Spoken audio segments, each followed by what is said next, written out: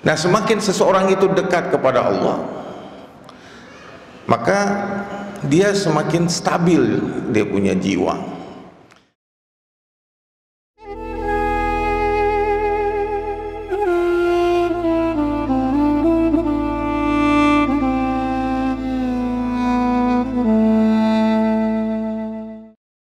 Assalamualaikum warahmatullahi wabarakatuh. Saya ingin melanjutkan beberapa bagian dari pembahasan sebelumnya. Kemarin kita sudah membahas tentang ruh, jiwa dan badan. Alhamdulillah. Kemudian hubungannya dengan kalbu. Imam Hakim Tirmizi maupun Ibnu Arabi menjelaskan bahwa kalbu itu berada di antara nafs dan ruh. Jadi ruh, jiwa, nafs, kemudian kalbu. Sehingga kalbu ini mengalami goncangan apabila dia berada di nafs yang paling rendah. Semakin dekat nafs itu kepada ruh, maka berarti semakin tenang itu jiwa. Jadi semakin dekat sifat nafs itu kepada ruh, maka jiwa itu akan semakin tenang. Sebagai nafsul, sebagaimana juga disebut an-nafsul mutmainnah, jiwa yang tenang itu karena nafs itu sudah mendekati sifat ruh, menjauh dari sifat jasadi masuk ke sifat ruh. Nah, kalbu ini berada di antara nafs dan ruh tadi, sehingga ketika seseorang semakin dekat dengan Allah, hatinya semakin tenang. Nah, disebutkan bahwa para ulama, para ahli tasawuf maupun filsuf maupun psikolog menyebut bahwa jiwa ini memiliki 3 kekuatan, yaitu pikiran, perasaan, keinginan. Nah, kita semua mempunyai pikiran, perasaan, keinginan. Pada saat kita lahir dalam keadaan fitrah, suci. Kemudian lingkungan kita, pendidikan kita, orang tua kita membentuk diri kita.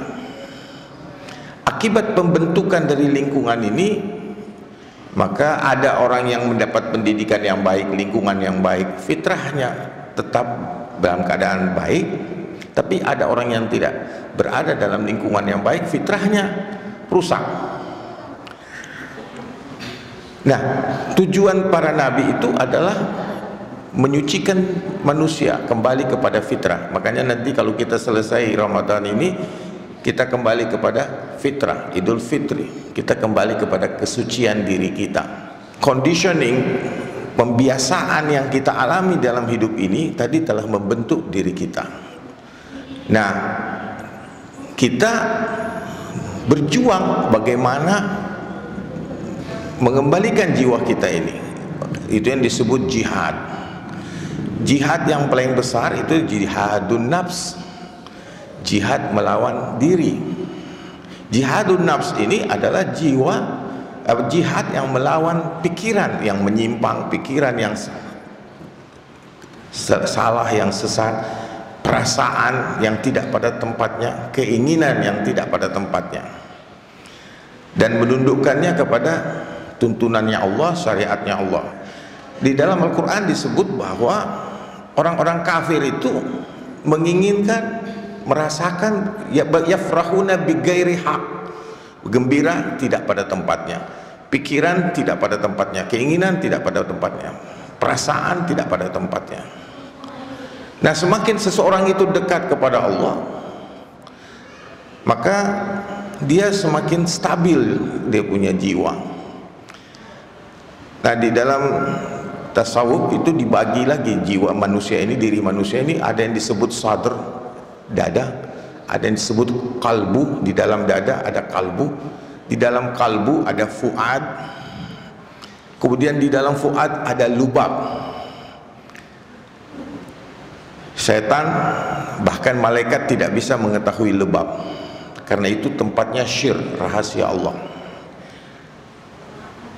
Sehingga nanti di akhirat ada orang yang menurut catatan malaikat, ini orang mesti masuk neraka, catatan malaikat. Tapi karena malaikat tidak tembus sampai ke tingkat paling dalam, Allah bilang masukkan dia ke surga, karena Allah punya pengetahuan yang lebih dalam lagi. Sama dengan ketika Nabi Isra Mi'raj, ada tempat di mana malaikat tidak bisa masuk, walaupun itu Jibril, berhenti di pintu.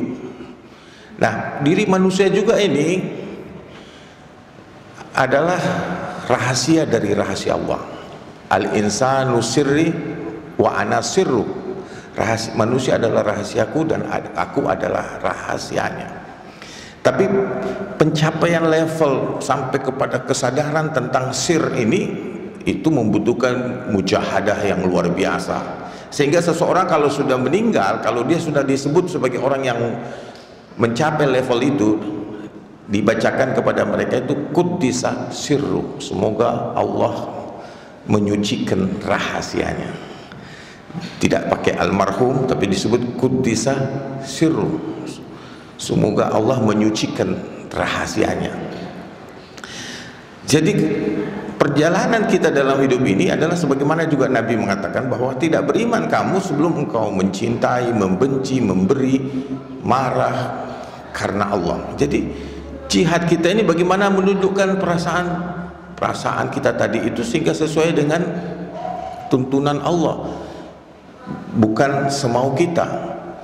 Dan kalau orang sudah mencapai hakikat tadi, dia tidak akan terombang-ambing oleh suka duka sebagaimana suka dukanya manusia biasa. Semakin tinggi level seseorang, suka dukanya itu tidak lagi ditentukan oleh hal-hal fisik seperti lapar, masalah minum, masalah jasad lah. Karena dia tidak lagi terpengaruh pada kebutuhan jasad dia secara mutlak, tapi dia mencapai level yang tinggi di mana dia hanya melihat kepada hal-hal yang ruhaniyat. Nah, misalnya di dalam Quran Allah menyebutkan bahwa ma asaba min musibatin fil ard wala fi anfusikum illa fi kitabim min qabli an nabra'aha inna dzalika 'ala Allahi yashir likai la ta'sau 'ala ma fatakum wa la tafrahu bima atakum. Innallaha la yuhibbu kulla mukhtalin fakhur. Sesungguhnya ma asaba min musibah, apa saja peristiwa yang menimpa kalian maupun yang terjadi di muka bumi ini, itu semua sudah ada dalam fi kitabim min qabli an nabra'aha. Semua sudah ada dalam satu kitab sebelum kejadiannya, sebelum terbentuk, terwujud. Inna dzalika 'ala Allahi yasir. Yang demikian itu mudah saja buat Allah.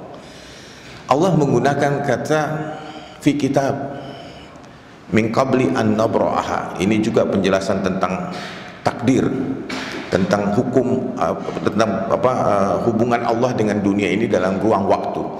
Bagi Allah tidak ada masa lalu, tidak ada masa depan. Bagi Allah semua ini, alam ini, masa lalu, masa depan itu seperti buka kitab, buka ke belakang, ke depan, sama saja buat Allah. Allah tidak terikat dengan ruang waktu yang sebagaimana kita pahami sebagai manusia yang terikat oleh ruang waktu ini. Sehingga bagi Allah dia tidak terikat. Jadi kita juga harus hati-hati kalau kita mengatakan Allah sudah menakdirkan sebelumnya, berarti Allah terikat pada suatu waktu. Allah tidak terikat oleh waktu. Karena nanti kalau kita belajar filsafat, nanti banyak sekali konsep tentang ruang waktu ini dan menetap dan berkenaan dengan kedudukan Allah dengan ruang waktu sejauh mana. Itu pembahasan yang lebih khusus. Tapi yang penting Allah mengatakan bahwa kita jangan menempatkan Allah dalam ruang, dalam waktu. Tapi pada saat yang sama, ketika Allah berbicara kepada kita, maka mau tidak mau Allah berbicara menggunakan bahasa kita, menggunakan level kesadaran kita, level pengetahuan kita.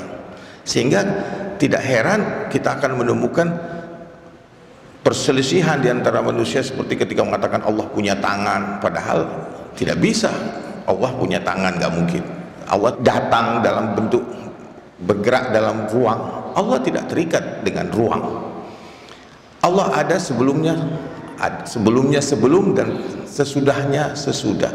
Dan kita tidak bisa bertanya kaifa huwa, bagaimana dia?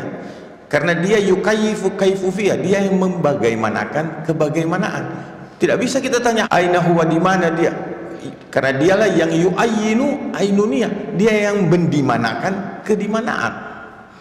Ini kesadaran ruang, kesadaran waktu, dan tidak bisa kita katakan kapan dia, karena dialah yang menciptakan waktu.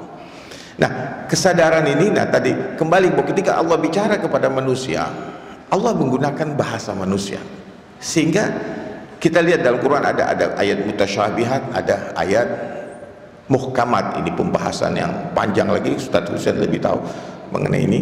Tapi kita tahu bahwa pengetahuan tentang ilmu Allah ini 7 lautan pun tidak cukup untuk menuliskannya. Tapi satu hal, bahwa kita ini punya tugas menjadi khalifah di muka bumi.